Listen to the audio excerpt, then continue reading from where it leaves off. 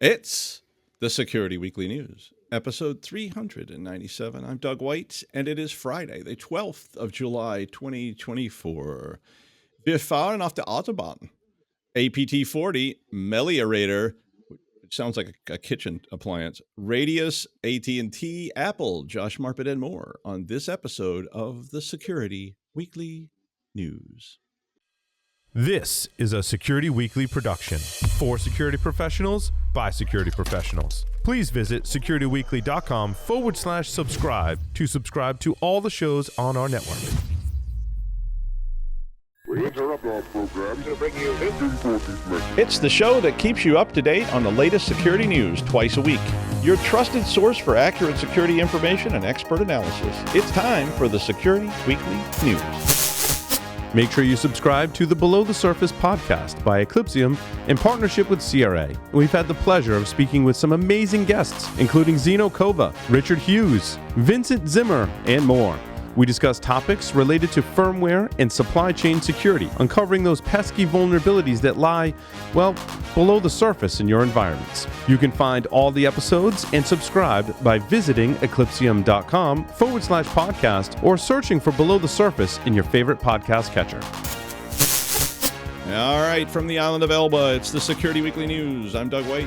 Don't forget to hit that like and subscribe button to prevent poor Josh Marpet from having to resort to heinous acts of self-depravity to raise money for the show. But he will, if you ask. APT-40. And pay. Well, yeah, you got to pay first. Cash up front. APT-40, our old friends.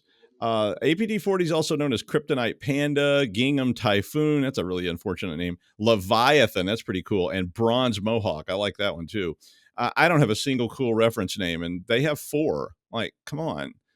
Anyway, a joint advisory was issued about Kryptonite Panda from numerous agencies about the Chinese state-sponsored group who is apparently hijacking Soho routers. Now, if you don't know, and I know a lot of you know all the things that are on here, but some people don't, and we often have new viewers who've never heard all these acronyms and so forth.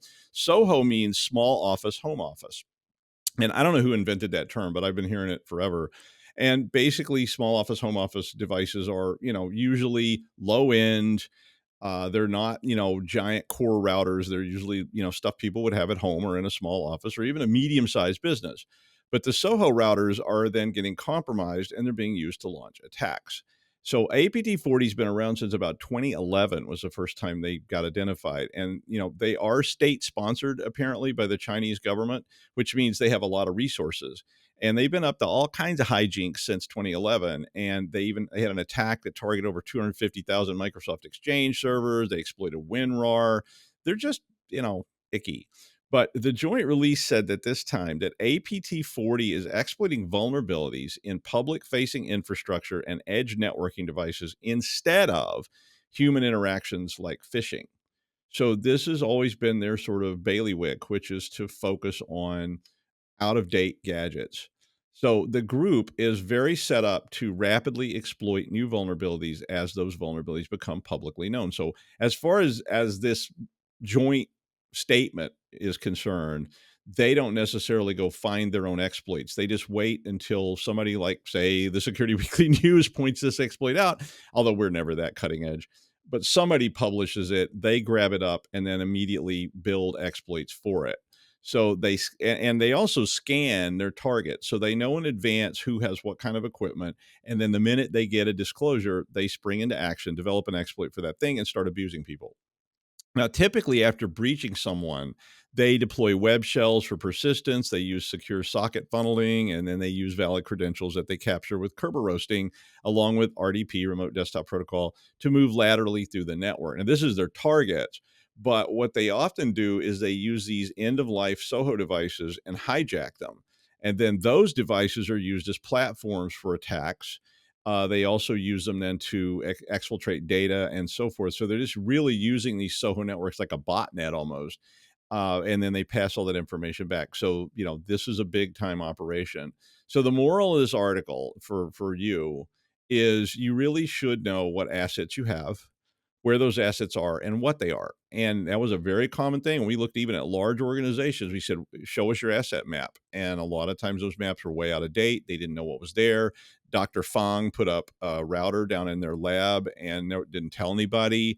And people like me were putting up all kinds of stuff. So it's really challenging. And a lot of times you may have Soho devices in your large enterprise networks that you don't even know about, because we kept seeing people putting up Wi-Fi networks and all kinds of stuff. So it can be a huge threat to your operation. So get it up to date. The U.S. government shut down a large bot farm that was pushing Russian propaganda on Twitter. Now, imagine that. The bot farm was organized by the state-run news organization Russia Today. In my day, when they said state-run news organization, it was always TASS and Pravda, but now it's Russia Today. And apparently a Russian FSB officer was running this thing, and they were disseminating disinformation targeting Twitter users since 2022. Imagine that. They were using an AI that's called Meliorator, and it's used to create authentic-looking media accounts that pose as real people from multiple countries to amplify false narratives. So this thing basically creates fake accounts, calls itself Bob Smith from Cleveland, Ohio, and then starts posting all kinds of normal stuff. And then, they can inject false narratives into this.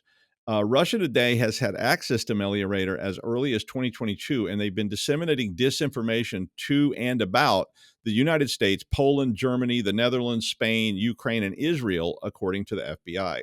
So per this article, as of June of this year, Meliorator only worked on Twitter, or X, as some people want to call it. But the FBI felt that it would likely expand the functionality in the future to support other social media networks. Now, you want me to call it X, Elon? Send me that Tesla X you promised me in New Orleans, and I'll call it Sally if you like. Sometimes I start to think maybe that guy that was in the next stall to me in New Orleans might not have been Elon, but if it was you, Elon, you know what you said. Anywho, the Department of Justice took the domains down, and this was mlrtr.com and otanmail.com, and Twitter took down 968 social media profiles which belong to this bot farm alone, with many of them claiming to belong to individuals in the United States. Boris Badenoff is not from Santa Monica. Say it ain't so, Rocky. I wish I could do the Bullwinkle voice, but I can't, and it's a pretty dated reference, so sorry. But I mean, Bullwinkle even predates me, so it's really old. But there's a joint advisory attached to the story if you're interested in this, about all the details on how Meliorator works and that software, and probably where you can get it. So check it out. GitLab patched a second critical vulnerability in the GitLab Community Edition and Enterprise Editions that would also would allow attackers to run pipelines as arbitrary users. So the vulnerabilities were both patched since June 26th. So the first patch came out on June 26th, but one of them was patched yesterday in a critical patch release. Now, if you don't know what that means, a pipeline is a tool that's used to inject software from development to production. And of course, that pipeline needs to be very, very, very, very protected. I mean, if somebody can intercept your code as it goes from dev to prod and it's been tested already, that means you're pushing out software to your customers or to the public that may well have things pushed into it later than you thought. So some innocent dev build could be corrupted or modded along the way, and then the production software could be very compromised. So this is how you get a supply chain attack. So an attacker could push a backdoor, malware, trackers, whatever they wanted to into the finished product, and the original devs would not have a clue. So, I mean, imagine if you could do that. But basically, it means the factory inspection's done, the car's getting put on a truck and being transported to a dealer somewhere in New Jersey, and someone gets on the truck and cuts all the brake lines on all the cars. And so do cars still have brake lines? My MG had brake lines, and they could be cut. I mean, who would cut the brake lines on my MG after it was sold to that guy by my dad while I was at college? No, not me. But by the way, Elon, how about an electric 60s model MGB with right-hand steering? That would suffice. You can keep your X then. I mean, I'll take that in lieu of any X you might have promised. Anywho, GitLab said there's no evidence of either of these problems being exploited in the wild, but that you should desperately patch up your GitLab tools, like right now. Like while you're watching this, go ahead and hit that patch button. Abnormal Security, great name. Wish I'd thought of it. It would fit me very well. Abnormal Security produced research that said that their annual attack trends report found that between May of 2023 and 2024, phishing attempts on government offices rose by 360%. Well, it is an election year, but Abnormal Security said that, quote, while phishing tends to consistently increase each year for the majority of advanced threats, this level of growth is extraordinary. They went on, and of course, most of this was focused on state and local, because, guess what? The federal government's been pushing to try to, secure everything, but state and local governments don't have any resources, and they're just sitting out there, and they're connected to everything. So, Abnormal Security went on and said that this was mostly due to the popularity of business email compromise, or BEC or BEC attacks, which rose by 70% just last year.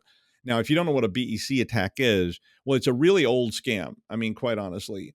And they used to do these scams with, a black Bakelite rotary phone, in a room somewhere in lower Manhattan.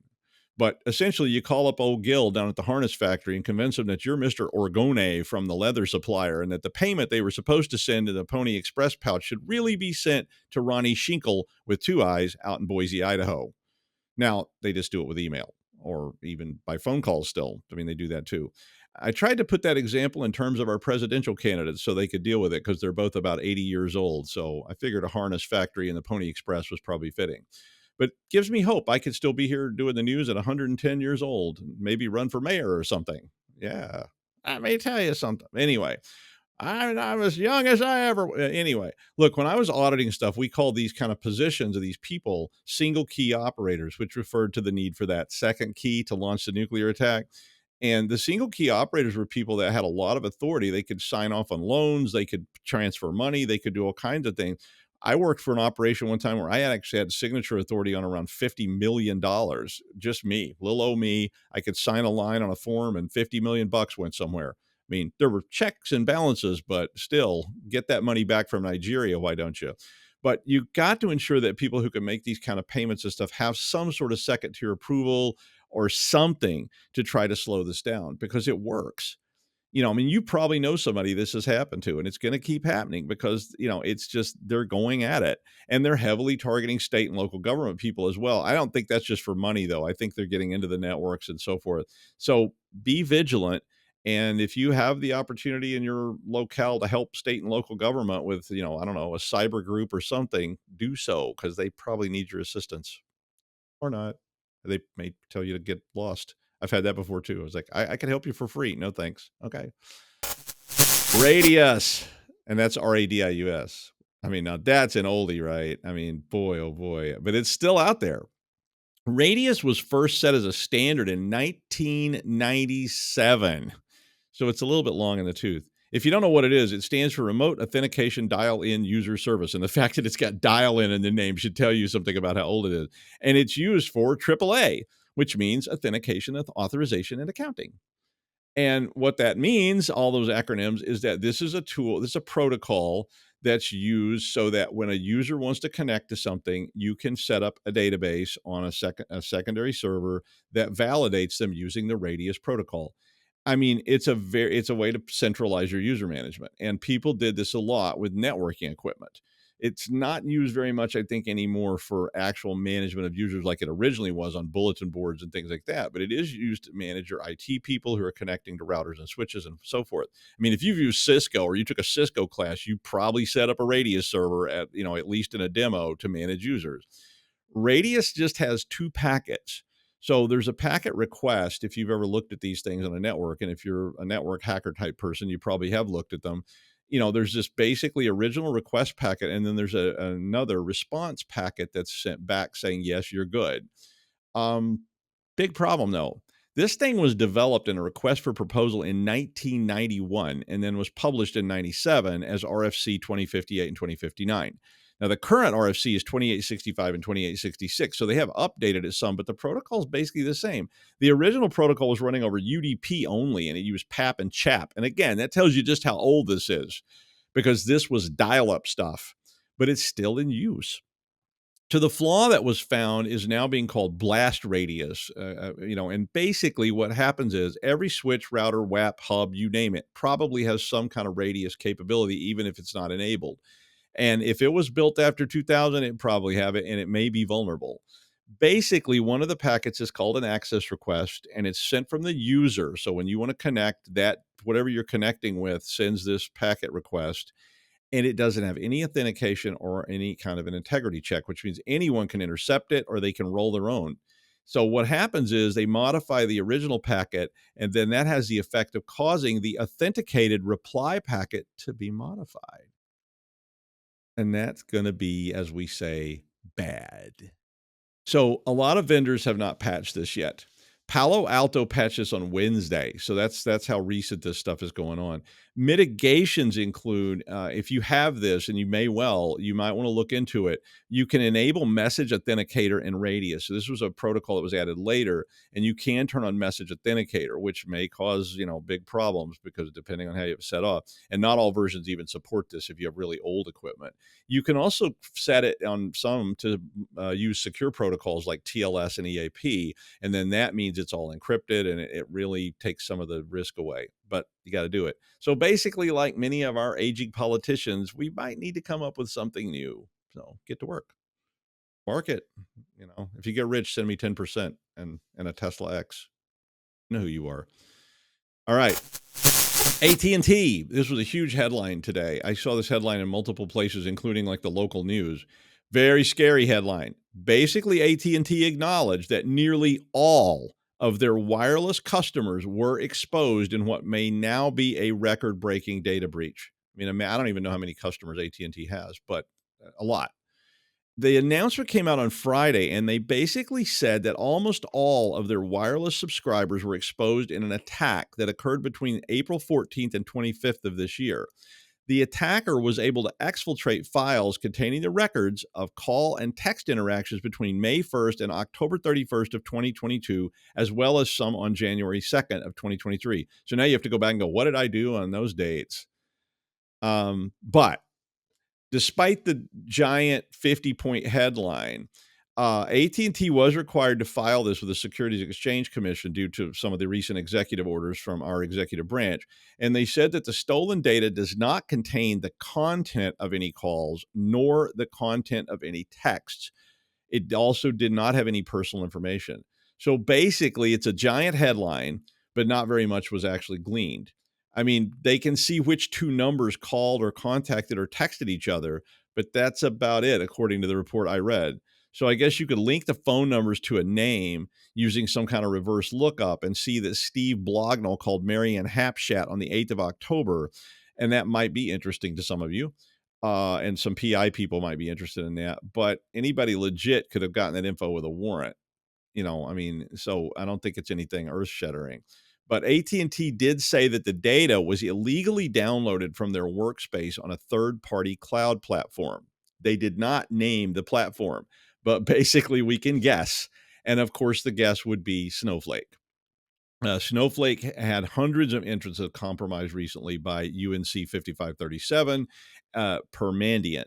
AT&T went on and said that the data did not appear to be publicly available anywhere and that at least one person had been apprehended in this.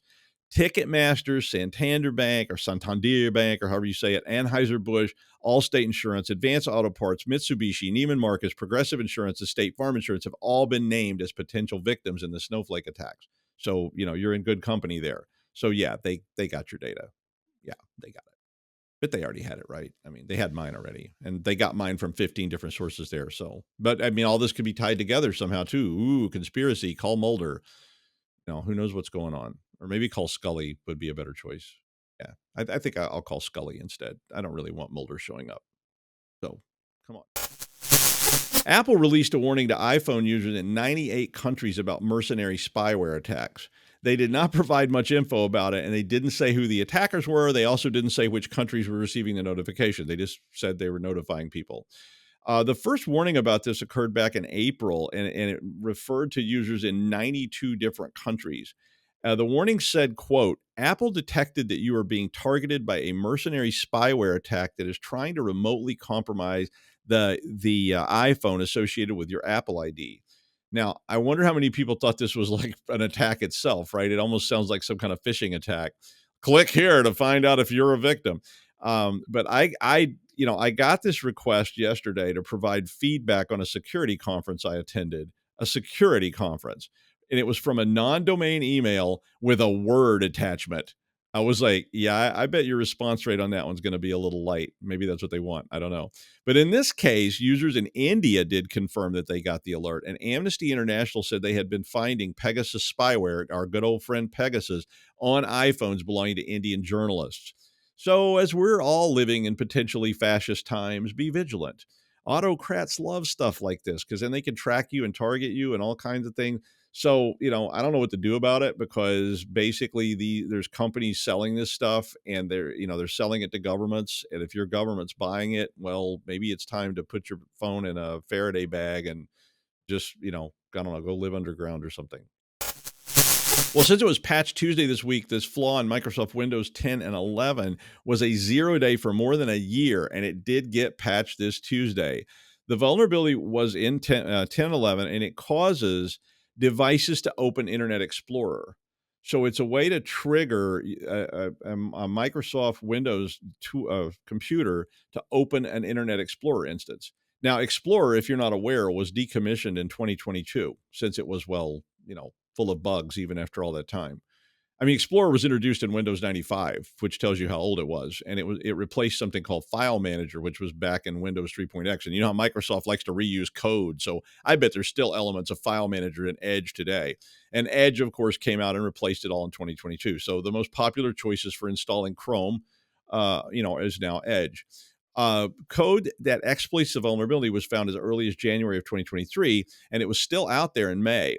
So the vulnerability was patched this week in the MS-HTML engine of Windows. Basically, what happened was this flaw allowed a file, which was created to look like a PDF, but it actually was a URL, and it triggered Explorer to open on your local machine, and then they could put up whatever they want. And of course, Explorer's full of bugs, and it's not even supported anymore, so they could then use that Explorer instance to do all kinds of nasty things. So, and I mean, IE is as old and dated as our presidential choices. And well, how many exploits could you run in Explorer at this point? Like if you just got to sit down. But basically, Checkpoint said, quote, from there, the attacker could do many bad things since IE is insecure and outdated. Yeah. So look, patch up. I wish there was a way to make sure you could even, force Explorer off your system. But just like Edge, there's not really a way to do that. So, as long as Microsoft's going to leave it there somewhere, it's going to be there. The article does have a lot more details about this exploit if you're interested in that. This story is pretty interesting, and you can read it along with your people about sharing passwords with partners. But I thought I would use it to remind you to examine this very same thing in your life or in your enterprise. Now, all the time I saw situations where either one single person had the keys to the kingdom and wouldn't give them to anybody, or a whole bunch of people had all of them and shared them with everyone. Now, either case is a really bad idea. I mean, when everybody you ask says, ask Lou, well, that's really great until Lou gets that bad bottle of tonic water one night and is found wandering in the desert 2 years later, believing he's an avatar of Rama. Yeah, I mean, likewise, when old Gil's got the root password and gets fired and decides a month later to do a RM minus RF star on the whole system, yeah, So what is the best thing to do with your critical passwords at home too? I mean, don't just think about this for your enterprise. Think about it at home. I mean, I still use the model I used all along. There's a vault somewhere, and in my case, it's physical, that somebody can access in the event of an emergency. Now, we use, the house. We used to house all the root stuff in a book, and I used to call it red cards, and it was housed with a CFO because the CFO didn't really know what to do with these things. But if somebody went with the authority to ask the CFO, they could actually get this out of a physical vault. And they had a huge chain of authority in the CFO's office that I was working for then. I mean, it looked like the government, like how Jack Ryan ends up in the White House or something back in that one book, that Tom Clancy book, due to a whole bunch of people get taken out in the Capitol. But yeah, that kind of stuff. Yeah. But grim as it is, what happens if a bomb goes off or you just get a bad bottle of Tanqueray and wander off? Can your family, organization recover?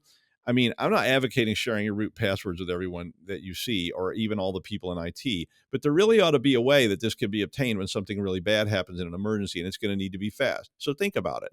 And, say you lick a bad toad tonight and you wander off into the desert for 40 years. Can your family get into your system to find your bank accounts, your investments, your password vault, or even just start your car to move it out of the way? I mean, it's grim. but that's what disaster planning was always like. It was like, what happens if we're all dead? I mean, it's really grim, but you gotta live with it. It takes an awful lot of character to quit anything when you're losing. And our favorite non-quitter is Josh Marpet. Ooh, Faulkner. Faulkner quotes are scary. Hi, Josh. I when you lick a bad toad tonight, like, I just want to point out that is a rare occurrence. It happens. Not just the getting a bad one, but I don't lick any toads at all. Well, maybe I'm weird. Anyway, you're missing out, dude. Like, I mean, how are you ever gonna encounter Jim Morrison in a swamp somewhere if you don't lick a few toads? I'm gonna say I'm okay without it. Not me though. I would never do such a thing. I'm not going to lick toads and drink ayahuasca or anything like that. But actually, the sharing passage with your partner, I'm going to tell you, is fascinating. I've been thinking about that actually as a service. How do you transfer messages to your kids? I actually read a Reddit article very recently, which was, I know I'm going to die. He got diagnosed with a horrible cancer. He's got about a 2-year lifespan if he's lucky. And he has 2 small children, and he wants to leave them letters and videos. And he's like, how do I do this? Do I open up a Gmail account? They're like, no, if they don't get logged into, they will get wiped. So it actually turns out, writing things on paper is probably one of the safest ways, and taking pictures of the letters and saving them in the wife's phone and things like that. So it actually goes to old school archival. But how do you transfer passwords? We should do a show about that too. I know when my dad died, he had everything completely 100% planned. I mean, for years and years and years, he had all of his passwords, he had all of his accounts, he had everything, he had all the instructions on what to do, who to call. And in fact, it was creepy. It was like, if I am dead, call this number, and we call the number and the guy's like, hello. And I'm like, hi, my dad is dead. And he was like, what is his name? And I told him, and the guy was like, oh yes, all the arrangements have already been made. And I was like, wait, who made them? And they're like, oh, your father made them in like 1968. Yeah. I mean, because my dad, literally made these arrangements in like 1968, 1970, and they were still in place, and he had prepaid everything. And they literally just came he picked out a coffin, he picked out a plot to be buried in, he had the music for his funeral. It was all pre-planned. It was like nothing left to chance. Now, part of this was to me like kind of narcissistic too, because I felt like, gee, Dad, I guess you figured we'd just screw it all up. But I was also very thankful that he did this, because all of his bills and everything else, and he's got all this notes. And I mean, this guy had been planning for the day he died since the day he was like 18, I guess. So I don't know. It would be an interesting show. We could talk about it sometime. That'd be interesting, actually. Yeah. But in this case, let's talk about what's going on with small companies and new requirements, because regulatory requirements are increasing. I think we can all agree on that. If regulatory requirements are increasing, what goes on with small companies when they add more regulatory requirements, yet the revenue doesn't also magically get boosted? Because new regulations require time, effort, potentially skill, people, tools, whatever. And with the new SEC requirements that you have, if you're a publicly traded company, and they're still small publicly traded companies, let's be clear, and they're not all multi-billion-dollar monstrosities. But if you're a publicly traded company and you're required to report within 4 days of a security incident, a notification event, an NE, I think they call it. Well, how hard is that to do? Well, you've got to have a response process that actually notices these events in time. You've got to have an incident response process that actually says, okay, clock starts ticking, you've got 4 days. You've got to know who you have to notify. You've got to have the people that have the skills to perform crisis communication. It costs money, time, and effort, is my point. And with that, you've got to have all of the available pieces in place. Just like your dad in 1964, you've got to plan ahead.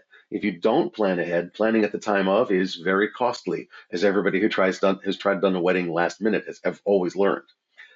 So what is this going to cost small companies? And is it actually going to cost small companies enough that they're either going to ignore this notification event system, they're going to try to game it, they're going to try to fake it? Like how bad is it? And the answer is that the increasing amount of regulatory overhead on companies is, well, it's getting ugly. It's getting to the point that it's increasing costs and cost of goods sold, and it's fairly significant. Now, in this article, it tries to say, just get a SOC analyst, just get a team together, and as much as I respect the idea of you just have to do this stuff, The reality is, and as we've all known it, if you make it so people can't do their job, they're going to find a way around you. That's known as shadow IT, right? So if you can't let people do their job or run their business because of the regulatory oversight and cost of that regulatory oversight, does that mean they're going to go to the black market to do their business, or some variant of the black market? The answer is I don't know. I think the article that I put up there in the notes is saying that no, they'll just do it. They'll do the security. Look, everybody that's done compliance has seen companies that do security to be resilient and companies that do security to check a box. And as we push more down on them in the regulatory requirement checkbox, I think we're going to see more and more companies doing check the box, and that's all I care about. And I don't like that because I want people to be effective at security. Well, which way will it go? I have my opinions. I'm kind of curious about yours. If you'd mind telling me, everybody, what you think is going to happen, I'd be really interested. Doug, back to you, sir. Thank you, Josh. Yeah, I don't know what's going to happen either. I know that there's always a lot of pushback on regulation and deregulation on all directions because regulation has upsides, but when you start imposing it on small businesses in particular, there's immediate, then we'll be out of business because we can't afford. If you come in and tell us we have to do all these things and these things, we can't afford that. Just like the smoking thing, when they banned smoking in bars in Rhode Island, they had to put an exemption in for really small bars because this bar said, if you can't smoke here, we'll go out of business. People will just drink at home because they want to sit and smoke. And so they put an exemption in for if you had something like less than 5 employees or something, you could have smoking in your bar. And of course, then all these bars like fired everybody and only had 5 full-time employees. And, everybody else was like, it's Rhode Island. Of course, it's like that. Anyway, thank you, Josh. I have a lot of traffic citations in Europe. I mean, I think I'm still wanted in Paris for all those parking tickets in like 1987. I mean, I had like a sheaf of parking tickets at that point. And I just want to say there are speed limits on the Autobahn. I just want to get that out there because that's like something people always ask me. They're like, oh, you drove in the Autobahn. That must be cool. I'm like, no, there is a speed limit there. There's some stretches where you can floor your Peugeot Panda and hit 100 kph, but not on the whole thing. I mean, there are parts where there's no speed limit, but not everywhere, and it's not continuous. It's just like, oh, this little stretch right here. But on the 7th of July, it went into effect that the EU has made intelligent speed assistance tech mandatory on all new cars. So don't worry about that 1964 Deux Chevaux Citroen that your uncle left you. It doesn't have it, and it won't. But new cars will. And what the tech means, what this law means, is that GPS in the car will be looking for the speed limit where you're driving. And then if you're in violation, it will notify you that you are exceeding the speed limit. Probably about 2 seconds after that French traffic camera snapped you going 120 kph when the speed limit suddenly went 30 kph, even though it was 120 kph just before that, and you're out in the Champagne countryside in the middle of the night. Yeah, I had a record that night. I mean, it's called Champagne. Come on. You'd think people would be more lighthearted or something, but they weren't. Anyway, there's 4 options going to be on the cars. One is an acoustic warning. So this is, the traditional tried and true, and it gets worse if you don't slow down. So, beep, beep, beep, beep, beep, beep, beep, beep, beep. And if you're like my friend Lou, who just ignored the seatbelt warning until it finally gave up and went away, or just didn't. They also had one that was a vibrating warning. So I guess the steering wheel would vibrate, telling you that you're speeding. But the other 2 options that automakers would have is haptic feedback. One of them was through the accelerator pedal, and it was literally it said it's a speed limiter, and that if you're speeding, the car will actually let up on the pedal. It did say you're allowed, the driver could override this by just jamming the pedal to the floor. Actually, it said depressing the pedal a little deeper, but you know what I mean. And the other one was apparently just literally like a speed limiter. So it just slowed the car down, and that's it. Tough. But I know insurance companies want to do this in the United States as well. So if you enjoy putting the pedal to the metal in Europe, you better go buy that old 2014 918 Spider before it's too late. Because, once you buy a new one, it's not going to happen. Not that I can afford one. Elon, I'm still looking at you, man. But anyway, that's the news. Thank you, Josh. And I will see you next time on the Security Weekly News.